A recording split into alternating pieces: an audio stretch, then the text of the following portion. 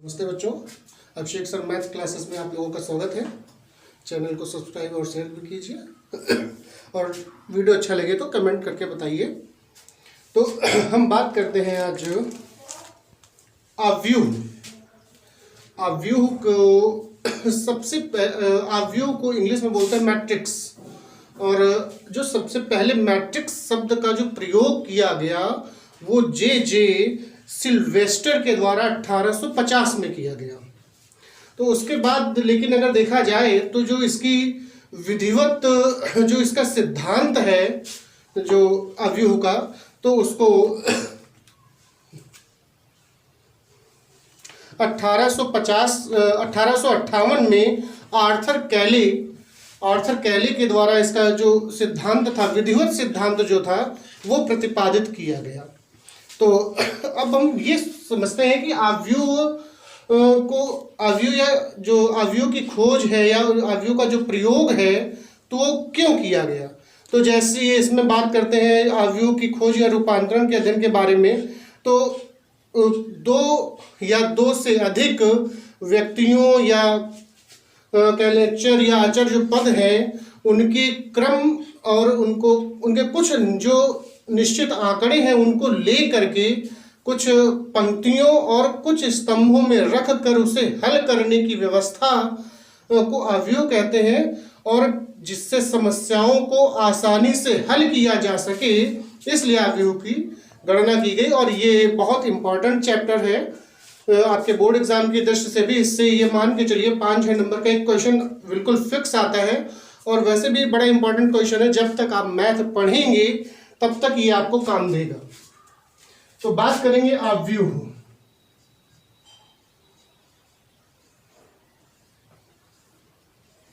तो हमने बताया पंक्तियों और स्तंभों में जो रखने की व्यवस्था है उसे कहते हैं अव्यूह।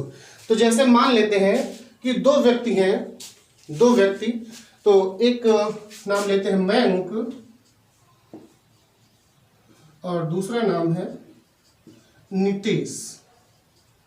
तो अगर मान लेते हैं मयंक के पास जो पुस्तक है वो है 6 और जो कलम है वो है 4। वैसे ही अगला जो दूसरा व्यक्ति है नितेश, उसके पास मान लेते हैं 8 पुस्तकें हैं और 3 कलम है। तो पुस्तकों और कलमों को लेकर के जो हम स्तंभ और पंक्तियों के द्वारा एक आकृति जो बनाएंगे उसे कहेंगे अव्यूह। जैसे हम पुस्तकों को इस पहले स्तंभ में रख लें तो 6 और 8 पुस्तकें हैं, कलम को दूसरे स्तंभ में रख लें तो 4 और 3 हो जाएंगे। और जिस प्रकार से आपने सारणिक में पढ़ा था कि सारणिक में सीधा ब्रैकेट लगाते हैं जिससे लगभग माठ के जैसा होता है, उसी प्रकार से अव्यूह में बड़े ब्रैकेट की तरह से लगाएंगे। ब्रैकेट आप जानते होंगे कि छोटा ब्रैकेट इस तरीके से बनाते हैं, मंझला ब्रैकेट कुछ ऐसा बनाते हैं और बड़ा ब्रैकेट इस तरीके से बनाते हैं। तो अव्यूह में जो बड़ा ब्रैकेट होगा वही लगाया जाएगा। क्लियर हुआ? तो अच्छा, अब इसमें बात करें कि अव्यूह का कोटि। अव्यूह की कोटि या फिर कह लें क्रम।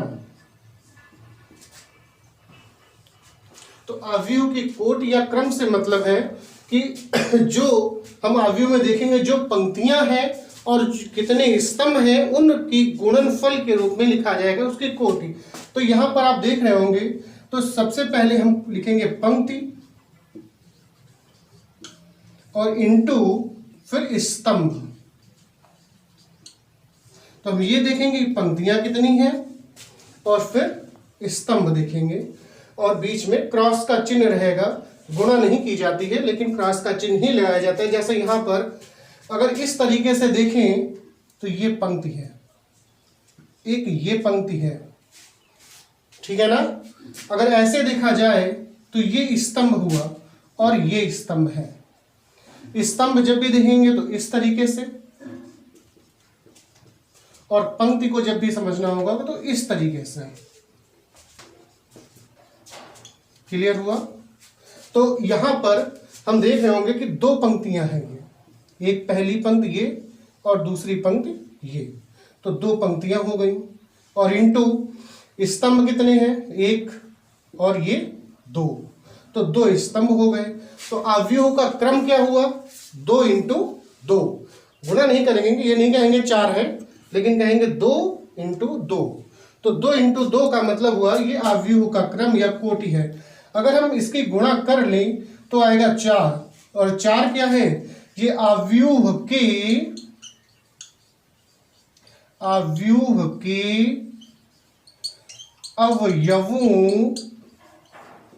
की संख्या है। अवयव के जो अवयवों की,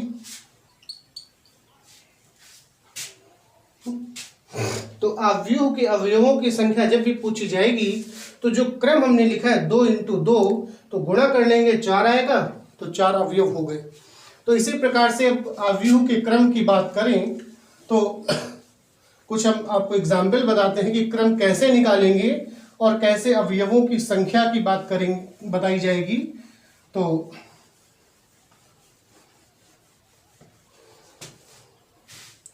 जैसे मान लेते हैं कोई अवयव हमें लिख दिया 1 2 3 4 5 6, या फिर ऐसे लिख दें 1 2 3 4 5 6। तो हमें ये बताना है कि अवयव किस क्रम और किस कोटि का है, किस क्रम या फिर किस कोटि का है। तो सबसे पहले हमने बताया कि सबसे पहले पंक्तियों की संख्या को लिखेंगे और फिर क्रॉस, फिर स्तंभों की संख्या। तो हम बात कर रहे थे अवयव के कोटि या फिर क्रम के बारे में। तो सबसे पहले हम अवयव का कोड या क्रम जो लिखना है, तो सबसे पहले हम देखेंगे पंक्तियों की संख्या, फिर क्रॉस, फिर स्तंभों की संख्या। तो पंक्तियों की संख्या, तो पंक्तियों को हमने बताया था, पंक्ति जब भी देखेंगे तो इस ऑर्डर में जो क्षैतिज लाइन बन रही होगी, जो क्षैतिज क्रम बन रहा होगा, वो पंक्तियों की संख्या कही जाएगी। और जो भी ऊर्ध्वाधर बन रही होगी स्तंभ, उसे कहा जाएगा। और ये है पंक्ति, ये पंक्ति इस तरीके से देखेंगे और स्तंभ को इस तरीके से देखेंगे। तो यहां पे हम देख रहे होंगे कि पंक्ति ये पहली हो गई, ये दूसरी पंक्ति हो गई। तो कितनी पंक्तियां हैं? 2। तो पंक्तियों के नीचे 2 लिख लीजिए, फिर क्रॉस का चिन्ह लगा लीजिए, ठीक है ना। फिर स्तंभ को देखना है, तो ये पहला स्तंभ, ये दूसरा स्तंभ और ये तीसरा स्तंभ। तो स्तंभों की संख्या हो गई 3। तो इस प्रकार से अगर इस अवयव का क्रम या कोटि की बात की जाए तो यह अवयव 2 इंटू 3 के क्रम या कोटि का है। अगर इसमें अवयवों की संख्या पूछ दी जाए तो 2 और 3 का गुणा जो होता है 6, और ये जो 6 है ये है अवयवों की संख्या। ये 6 जो है अवयवों की संख्या है। वैसे भी हम ऐसा सिंपल गिन सकते हैं 1 2 3 4 5 और 6 अवयव हैं। वैसे अगर इस क्रम की बात की जाए तो इसका क्रम क्या होगा? तो जो कि इसमें 3 पंक्तियां हैं, 1 2 और ये 3 पंक्तियां हैं, तो 3 फिर क्रॉस लगाएंगे, फिर स्तंभ 1 है और ये दूसरा, तो स्तंभ हो गए 2। तो इस अवयव का जो क्रम होगा वो होगा 3 गुणित 2, 3 इंटू 2, अवयवों की संख्या 6 हो जाएगी। तो अब हम बात करेंगे अवयव के प्रकारों के बारे में कि अवयव के कितने प्रकार होते हैं, कैसे कैसे अवयव होते हैं और कैसे उनको हल करेंगे। फिर धीरे धीरे आगे बढ़ते जाएंगे। तो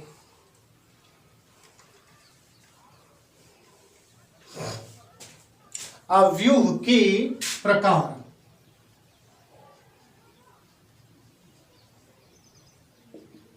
कॉपी पेन अपने पास रख लीजिए और तुरंत नोट करते जाइए, जिससे आप जब कभी अगर अपना रिवीजन करना चाहेंगे तो आप उसे आराम से देख सकते हैं।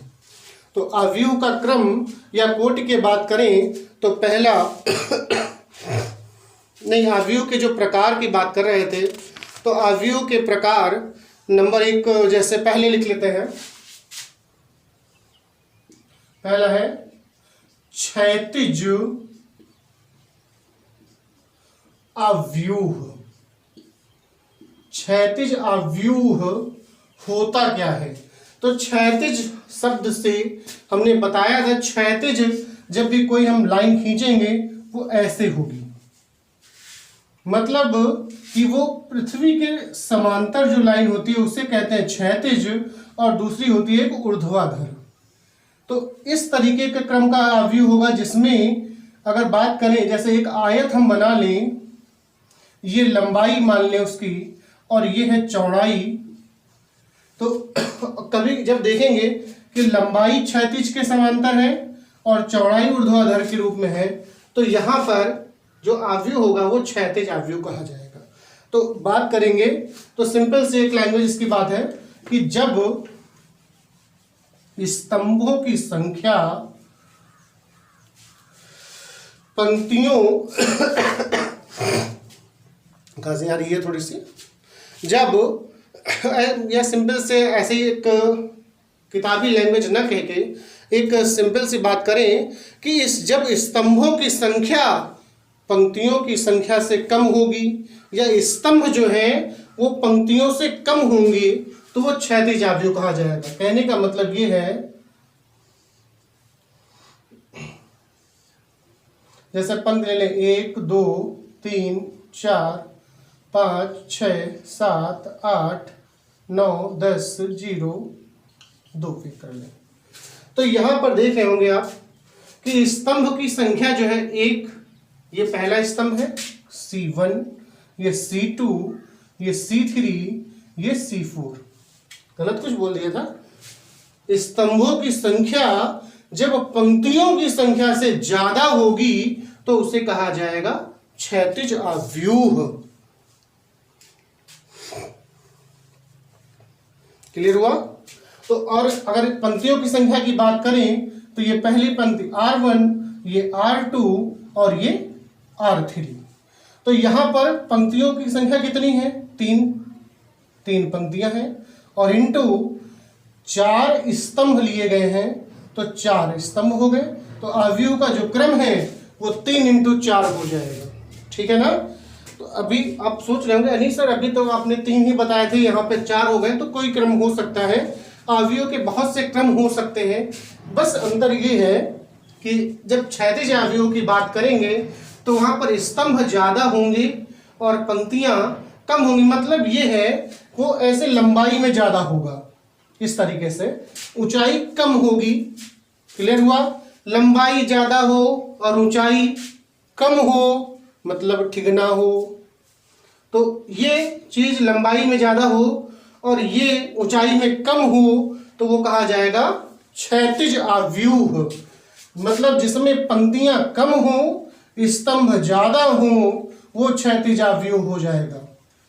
क्षैतिज अव्यूह जो है, जो अव्यूह का क्रम है उसे हम m × n के रूप में लिखते हैं और जब भी m का मान n के मान से कम होगा तो क्षैतिज अव्यूह ही बनेगा।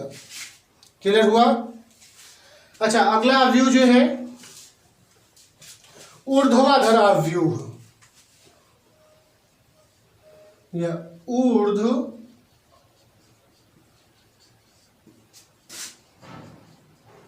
ऊर्ध्वाधर अव्यूह। ऊर्ध्वाधर अव्यूह का मतलब है कि जिस अव्यूह में पंक्तियों की संख्या ज्यादा हो और स्तंभों की संख्या कम हो वो ऊर्ध्वाधर अव्यूह कहा जाएगा। जैसे अभी आपने पढ़ा था क्षैतिज अव्यूह के बारे में, ये चीज लंबाई में ज्यादा हो और ऊंचाई कम हो जाए तो क्षैतिज अव्यूह कहते हैं। और दूसरी चीज है ऊर्ध्वाधर अव्यूह में कि ऊंचाई ज्यादा हो और चौड़ाई या लंबाई जो है उसकी वो कम हो जाए तो ऊर्ध्वाधर अव्यूह कहा जाएगा, जिसमें पंक्तियों की संख्या ज्यादा होगी और स्तंभों की संख्या कम होगी। मतलब m क्रॉस n जो क्रम है अवयव में, तो उसमें m का मान n के मान से ज्यादा होगा। मतलब जैसे अवयव अब लिखें तो 1 2 3 4 फिर 5 6 7 और 8, इस तरीके का जो अवयव होगा वो ऊर्ध्वाधर अवयव कहा जाएगा। मतलब इसमें R1 R2 R3 R4, अगर बात करें स्तंभों की तो C1 और C2। तो यहाँ पर 4 पंक्तियां हैं और 2 स्तंभ हैं, तो ये होगा ऊर्ध्वाधर अवयव। क्लियर है। तीसरा जो अवयव लेंगे अब उसे कहेंगे वर्ग अवयव। वर्ग से आप मतलब जानते होंगे, जब हम किसी संख्या का वर्ग करते हैं, जैसे मान लेते हैं हमें 5 का वर्ग करना है, तो 5 का वर्ग का मतलब होता है 5 को 5 से गुणा करना, तो उसे कहते हैं वर्ग अवयव। जैसे मान लेते हैं, वही बता रहे थे कि 5 का वर्ग लिखना हो तो लिखते हैं 5 × 5। जब दोनों संख्याएं बराबर हो जाएं वो वर्ग अवयव कहलाता है। तो हम बात कर रहे थे अवयव के क्रम को, जो हम m × n के रूप में लिखते हैं, m गुणित n। अभी तक आपने पढ़ा तो m, जब m का मान ज्यादा होगा, m का मान ज्यादा होगा मतलब पंक्तियों की संख्या ज्यादा होगी, और n का मान कम होगा मतलब स्तंभों की संख्या कम होगी, तो ऊर्ध्वाधर अवयव होता है। और जब m का मान कम हो जाएगा मतलब पंक्तियों की संख्या कम होगी, और n का मान अधिक होगा मतलब स्तंभों की संख्या ज्यादा होगी, तो उसे कहते हैं क्षैतिज अवयव। और जब m बराबर n होगा मतलब पंक्तियों की संख्या स्तंभों की संख्या के बराबर होगी, तो उसे कहते हैं वर्ग अवयव। बात समझ में आई है। तो वर्ग अवयव में जैसे हम बात करेंगे क्रम की, तो 1 × 1 का कोई अवयव नहीं होता है, क्योंकि एक संख्या का मतलब ही नहीं बनता है। तो बात करें 2 बराबर 2, या 2 × 2, 3 × 3, 4 × 4, बस इतने ज्यादा नहीं है, आगे पढ़ना है आपको। बस वर्ग अवयव में जैसे 2 × 2 मतलब 2 पंक्तियां 2 स्तंभ, और 3 × 3 मतलब 3 पंक्तियां और 3 स्तंभ होंगी, वो वर्ग अवयव कहा जाएगा। जैसे बात करें A B C D E F G H I, ऐसे लिख लें, या फिर A B C D, ये दोनों वर्ग अवयव हैं, क्योंकि इसमें 3 पंक्तियां हैं और 3 ही स्तंभ हैं। पहला स्तंभ, दूसरा स्तंभ और तीसरा स्तंभ। वैसे इसमें भी 2 पंक्तियां हैं और 2 स्तंभ हैं। बात हुई समझ में आई। इसे कहते हैं वर्ग अवयव। चौथा होता है पंक्ति अवयव या फिर स्तंभ अवयव। पंक्ति अवयव, जब पंक्ति अवयव शब्द आएगा तो मतलब उसमें एक ही पंक्ति होगी, और जब स्तंभ अवयव आएगा तो मतलब उसमें एक स्तंभ होगा। पंक्तियां चाहे फिर जितनी हो जाएं, या जैसे बात करें पंक्ति अवयव, एक ऐसा अवयव जिसमें केवल एक ही पंक्ति हो, 1 2 3 4, या फिर 1 2, या फिर 1 2 3, तो ये है पंक्ति अवयव। जिसमें देख रहे होंगे आप लोग कि पंक्तियां केवल एक ही हैं सब में। ये है पंक्तियां। स्तंभ, ये पहला, ये दूसरा, ये तीसरा, ये चौथा, ये पहला, ये दूसरा। तो इसका क्रम हुआ 1 × 4, इसका क्रम होगा 1 × 2, इसका क्रम होगा 1 × 3। तो 1 2 3 स्तंभ है। तो आप देख रहे होंगे कि पंक्तियों की संख्या में 1 आ रहा है, बाकी स्तंभों की संख्या बदलती जा रही है, तो इसे कहेंगे पंक्ति अवयव। अगर बात करें स्तंभ अवयव की,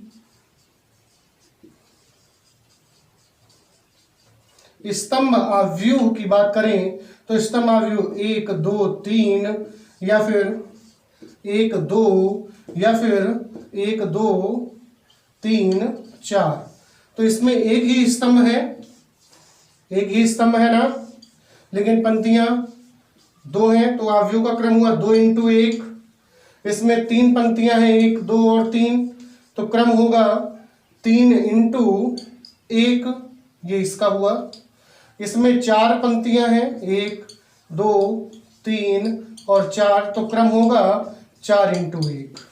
तो देख रहे होंगे कम दिखाई दे रहा है सर, भूखे हैं बेचारे, थोड़ा सा इनको भोजन मिलना चाहिए और थक जाते हैं काम करते करते।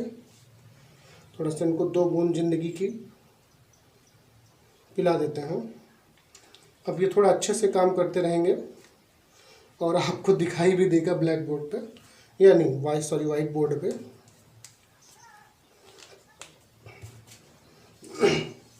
तो ये तो बात हुई अवयव के प्रकार में भी 4 पॉइंट पे आप पहुंचे हैं, नहीं 5 हो गए। पहला तक आपने पढ़ा क्षैतिज अवयव, दूसरा पढ़ा ऊर्ध्वाधर अवयव, फिर पढ़ा आपने वर्ग अवयव, फिर पंक्ति अवयव, उसके बाद स्तंभ अवयव। अब आगे देखिए तत्समक अवयव, या फिर पहले लेते नहीं उससे पहले लेते हैं विकर्ण अवयव। विकर्ण अवयव, विकर्ण अवयव, विकर्ण अवयव के मतलब एक ऐसा अवयव जो प्रत्येक वर्ग अवयव के 2 विकर्ण होते हैं, आप लोगों को पता है, जिसमें बाएं हाथ के ऊपरी सिरे और से दाएं हाथ के नीचे सिरे के मुख्य विकर्ण कहते हैं। केवल वर्ग अवयव में ही जो विकर्ण अवयव है वो केवल वर्ग अवयव में ही बनाए जा सकते हैं। जैसे बात करें विकर्ण अवयव, तो केवल ये विकर्ण अवयव जो है वो वर्ग अवयव में ही बनते हैं। मतलब एक ऐसा अवयव जिसका जो मुख्य विकर्ण है, ये मुख्य विकर्ण, इसके सारे अवयव बराबर हों, बाकी कुछ भी हो सकते हैं, इसे कहते हैं विकर्ण अवयव। बराबर का मतलब है कि जैसे यहाँ 2 है, यहाँ 2 है, तो यहाँ भी 2 होना चाहिए। बाकी यहाँ पर 3 5 4 6 8 9 7 कुछ भी हो सकता है, ये कहते हैं विकर्ण अवयव। क्लियर हुआ? अगला अवयव होगा शून्य अवयव। तो शून्य अवयव की बात करेंगे तो शून्य अवयव का मतलब ये होता है एक ऐसा अवयव जिसके सभी अवयव शून्य हो, शून्य अवयव कहलाता है। शून्य अवयव मतलब चाहे कोई किसी भी क्रम का हो, उसके सभी अवयव 0 हो जाएं, वो सब शून्य अवयव कहलाते हैं।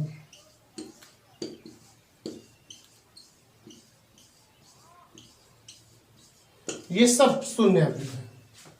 क्लियर है? उसके बाद बात करेंगे इकाई तत्समक अवयव की।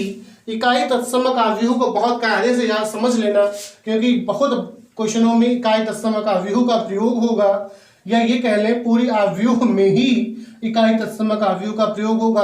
आप चाहे जैसे भी क्वेश्चन करें, चाहे प्रारंभिक रूपांतरण से ए इनवर्स निकालना हो, या फिर समीकरणों को निकालना हो, या फिर सेकंडर्स निकालना हो, वहाँ सब जगह पर इकाई तत्समक अवयव का प्रयोग होगा। और इकाई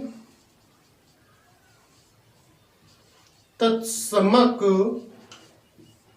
अवयव को आई से लिखेंगे। इकाई तत्समक अवयव को आई से ही लिखा जाएगा। और इकाई तत्समक अवयव हमेशा वर्ग अवयव ही होता है, उसके अलावा कोई दूसरा अवयव नहीं हो सकता है। तो इकाई तत्समक अवयव में जब 2 इंटू 2 या फिर 3 इंटू 3 के क्रम का ही होगा। हमने बताया कि जो इकाई तत्समक अवयव है वो हमेशा वर्ग अवयव ही होगा। तो 2 इंटू 2 का मतलब ये हुआ कि हम जो इसका मुख्य विकर्ण है उसके 1 करेंगे, बाकी सारे पद 0 होंगे। इसे कहते हैं इकाई तत्समक अवयव। ठीक है ना? इकाई तत्समक अवयव का मतलब ये हुआ सारे पद 0 हों और जो मुख्य विकर्ण है मतलब पहले पद से लेके अंतिम पद तक का जो विकर्ण इस तरीके से बने। मुख्य विकर्ण का मतलब पहले पद से अंतिम पद के विकर्ण को कहेंगे, ये नहीं कि इधर से इधर को मुख्य विकर्ण कहेंगे। मुख्य विकर्ण यही होता है। और मुख्य विकर्ण के सभी अवयव 1 हो, एक हो, तो वो सब एक का मतलब ये नहीं कि समान हो, एक का मतलब केवल एक, शुरुआत प्रारंभिक संख्या एक, सारे अंग जो है वो एक एक हो, बाकी सारे 0 हो जाए, उसे कहते हैं इकाई तत्समक आव्यूह। ऐसे ही और भी आव्यूह है, जैसे एक होता है अदिश आव्यूह। अदिश आव्यूह का मतलब वो होता बिल्कुल इकाई तत्समक आव्यूह की तरह से है, लेकिन बस अंतर ये है जिस प्रकार से इकाई तत्समक आव्यूह में जो मुख्य विकर्ण के अवयव हैं वो सब एक एक एक होते हैं, तो वहां पर मुख्य विकर्ण के जो अवयव हैं वो होंगे चाहे कोई भी, मतलब समान होने चाहिए, बस एक के अलावा कुछ भी हो जाए। जैसे यहाँ पर 2 रख लें, यहाँ पर 3 3 3 रख लें, या फिर 4 4 4 कर लें, तो वो सब अदिश आव्यूह कहे जाएंगे। लेकिन इकाई तत्समक आव्यूह तभी कहा जाएगा जब यहाँ पर 1 1 होगा। क्लियर हुआ? तो अब आगे बात करते हैं, इसके एग्जाम्पल्स ले लेते हैं।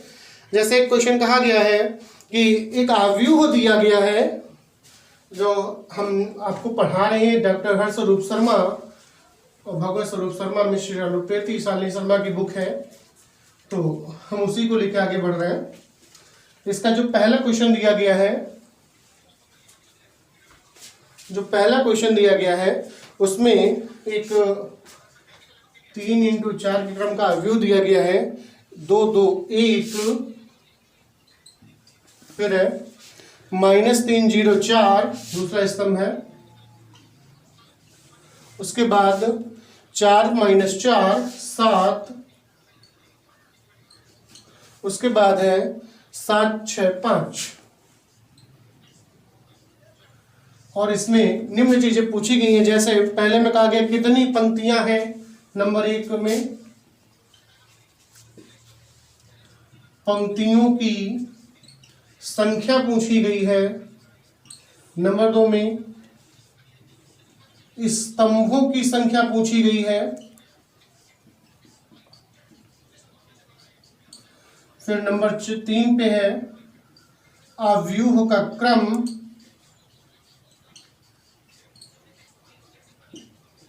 और चौथा नंबर है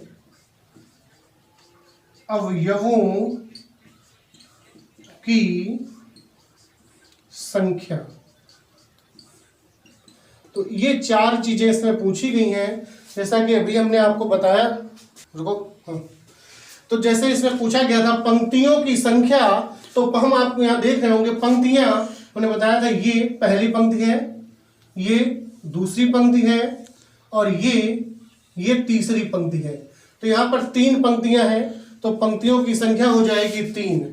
उसके बाद जैसे पूछा गया है स्तंभों की संख्या, तो यहाँ पर स्तंभों की संख्या देखेंगे, ये पहला स्तंभ है, ये दूसरा स्तंभ है, ये तीसरा स्तंभ है, और ये चौथा स्तंभ है। तो स्तंभों की संख्या जो है वो है 4। तो उसके बाद ये कहा गया है आव्यूह का क्रम क्या होता है। तो जैसा हमने बताया था, आव्यूह के क्रम को लिखने के लिए सबसे पहले पंक्तियों की संख्या लिखते हैं और उसके बाद स्तंभों की संख्या, जिसे m × n भी कहते हैं। तो यहाँ पर पंक्तियों की संख्या 3 है और इंटू स्तंभों की संख्या 4 है, तो आव्यूह का क्रम होगा 3 × 4।